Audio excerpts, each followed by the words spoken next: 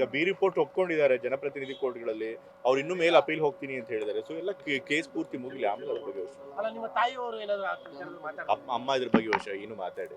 ಅವ್ರು ಸದ್ಯಕ್ಕೆ ಈ ಕೇಸ್ ನಮ್ಮ ಪರವಾಗಿ ಆಯ್ತಲ್ಲ ಅನ್ನೋದಕ್ಕೆ ಬಹಳ ಖುಷಿ ಇದೆ ಅಷ್ಟೇ. ಬಟ್ ಇನ್ ಕೇಸ್ ವಾಪಸ್ ಕೇಳ್ತೀವಿ ಇಲ್ಲ, ಅದ್ರ ಬಗ್ಗೆ ಏನು ಯೋಚನೆ ಮಾಡಿ. ಇನ್ನು ಈಗ 5 ವರ್ಷ ಪರಿಪೂರ್ಣ ಸಿಎಂ ವಿಚಾರ ಇನ್ನೂ ಕೂಡ ಚರ್ಚೆ ಇದೆ. ಬಜೆಟ್ ಆದ್ಮೇಲೆ ಯಾರು ಅದ್ರ ಬಗ್ಗೆ ಚರ್ಚೆ ಮಾಡ್ತಿಲ್ಲ. ಮೀಡಿಯಾದವ್ರು ಮಾತ್ರ ಚರ್ಚೆ ಮಾಡ್ತಿದ್ದಾರೆ ಅನ್ಸುತ್ತೆ. ನನಗೆ ಗೊತ್ತಿರೋಂಗೆ ರಾಜಕೀಯ ವಲಯದಲ್ಲಿ ಯಾರು ಅದ್ರ ಬಗ್ಗೆ ಚರ್ಚೆ ಮಾಡ್ತಿಲ್ಲ. ಈಗ ಅದು ಸೆಟಲ್ಡ್ ವಿಷಯ.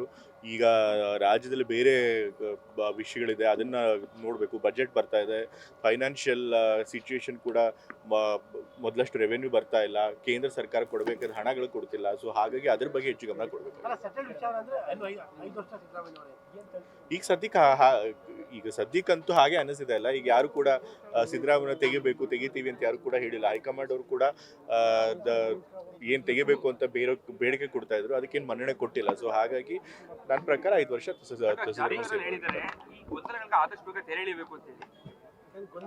ನನ್ನ ಪ್ರಕಾರ ಏನು ಗೊಂದಲ ಇಲ್ಲ. ಏನ್ ಗೊಂದಲ ಇದೆ ಅಂತ ಸರ್ನೇ ಕೇಳಬೇಕು. ನನ್ನ ಪ್ರಕಾರ ಹೈಕಮಾಂಡ್ ಅವರು ಕ್ಲಿಯರ್ ಆಗಿ ಸಿಗ್ನಲ್ ಕೊಟ್ಟಿದ್ದಾರೆ. ಅವರು ಬಾಯ್ಬಿಟ್ಟು ಹೇಳದೇ ಇರ್ಬೋದು, ಬಟ್ ಅವ್ರಿಗೆ ಕ್ಲಿಯರ್ ಆಗಿ ಸಿಗ್ನಲ್ ಕೊಟ್ಟಿದ್ದಾರೆ. ನಾವು ಇವಾಗ ಸದ್ಯಕ್ಕೆ ಯಾವುದೇ ಲೀಡರ್ಶಿಪ್ ಚೇಂಜ್ ಮಾಡಲ್ಲ ಅಂತ ಹೇಳಿ. ಸೊ ಹಾಗಾಗಿ 5 ವರ್ಷ ಸಿದ್ದರಾಮಯ್ಯ ಅವರು ಮುಖ್ಯಮಂತ್ರಿಗಳಾಗಿರ್ತಾರೆ ಅಂತ ನಾನು ನಂಬ್ತೀನಿ. ಈಗ ಮನರೇಗಾ ವಿಚಾರದಲ್ಲಿ ಇವತ್ತು ಬಿಜೆಪಿ ಕೌಂಟರ್ ಆಗಿ ಒಂದು ಜಾಹೀರಾತನ್ನು ಕೊಟ್ಟಿದ್ದಾರೆ. ಕೌಂಟರ್ ಆಗಿ ಒಂದು ಜಾಹೀರಾತನ್ನು ಕೊಟ್ಟಿದ್ದಾರೆ. ಅಂದ್ರೆ ಗಾಂಧಿ ಫ್ಯಾಮಿಲಿನ ಗಾಂಧಿಯನ್ನ ಹೆಸರೇ ನೀವು ಮಿಸ್ಯೂಸ್ ಮಾಡ್ಕೊಂಡ್ರಿ ಕಾಂಗ್ರೆಸ್ ಏನ್ ಮಿಸ್ಯೂಸ್ ಮಾಡ್ಕೊಂಡಿದ್ವಿ. ಮಹಾತ್ಮ ಗಾಂಧಿ ಅವ್ರ ಹೆಸರಿಟ್ಟಿರೋದು ಯೋಜನೆಗೆ ತಪ್ಪ. ಅದು ಅಲ್ಲದೆ ಮಹಾತ್ಮ ಗಾಂಧಿ ಅವರು ಗ್ರಾಮ ಸ್ವರಾಜ್ಯ ಪರಿಕಲ್ಪನೆ ಇಟ್ಕೊಂಡಿದ್ರು. ಸೊ ಎಲ್ಲ ಗ್ರಾಮಗಳು ಸ್ವಾವಲಂಬಿ ಆಗಬೇಕು, ಎಲ್ಲರಿಗೂ ಕೂಡ ಗ್ರಾಮದಲ್ಲೇ ಕೆಲಸ ಸಿಗಬೇಕು ಅಂತ ಹೇಳಿ ಅವ್ರು ಪರಿಕಲ್ಪನೆ ಮಾಡ್ಕೊಂಡಿದ್ರು. ಸೊ ಹಾಗಾಗಿ ನರೇಗಾಗೆ ಅವ್ರ ಹೆಸರು ಹಿಡಿದು ಬಹಳ ಆಪ್ಟ್ ಆಗಿತ್ತು, ಸೂಕ್ತವಾಗಿತ್ತು. ಸೊ ಹಾಗಾಗಿ ನಾವು ಇಟ್ಟಿದ್ದೀವಿ. ಅದ್ರೊಳಗೆ ಗಾಂಧೀಜಿ ಅನ್ನುವಂತ ಹೆಸರು ಹೇಳ್ಕೊಂಡೆ ಲೂಟಿ ಮಾಡಿದಿರಿ ಅನ್ನುವಂತ ಪದಗಳನ್ನ ಬಳಸಿದ್ದಾರೆ. ಸಿದ್ದಣ್ಣ ಅನ್ನುವಂತ ಒಂದು ವ್ಯಂಗ್ಯವಾಗಿ ಬಳಸಿರುವಂತ. ಅಲ್ಲ, ಬಿಜೆಪಿ ಅವ್ರು ಬರೀ ಟೀಕೆ ಮಾಡೋದೇ ಕೆಲಸ, ಅದು ಸುಳ್ಳು ಟೀಕೆಗಳು ಮಾಡೋದೇ ಕೆಲಸ. ಸೊ ಈಗಲೂ ಅದೇ ಕೆಲಸ ಮಾಡಿದ್ದಾರೆ. ಬಿಜೆಪಿ ಅವರು ಫಸ್ಟ್ ತಾವು ಆತ್ಮಾವಲೋಕನ ಮಾಡ್ಕೊಳ್ಬೇಕಾಗಿದೆ. ಮಹಾತ್ಮ ಗಾಂಧಿ ಅವ್ರ ಹೆಸರಿಟ್ಟಿದ್ದನ್ನ ಚೇಂಜ್ ಮಾಡಿರೋದಲ್ಲದೆ ಸಾವಿರಾರು ಜನ ಕೂಲಿ ಕಾರ್ಮಿಕರಿಗೆ ಅನ್ಯಾಯ ಆಗೋ ರೀತಿ ವಿಬಿಜಿ ರಾಮ್ಜಿ ಕಾರ್ಯಕ್ರಮ ತಂದಿದ್ದಾರೆ.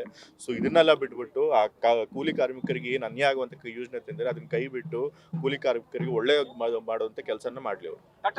ವಿಚಾರದಲ್ಲಿ ತಮ್ಮ ಹೆಸರು ಕೇಳಿ ಬರ್ತಾ ಇತ್ತು. ಜಾರ್ಜ್ ಅವರು ರಾಜೀನಾಮೆ, ಅದಕ್ಕೆ ಈಗಾಗಲೇ ಜಾರ್ಜ್ ಅವರು ಸ್ಪಷ್ಟನೆ ಕೊಟ್ಟಿದ್ದಾರೆ. ಇದ್ರೊಳಗಿಂದ ನನಗೂ ಇದಕ್ಕೂ ಸಂಬಂಧನೇ ಇಲ್ಲ.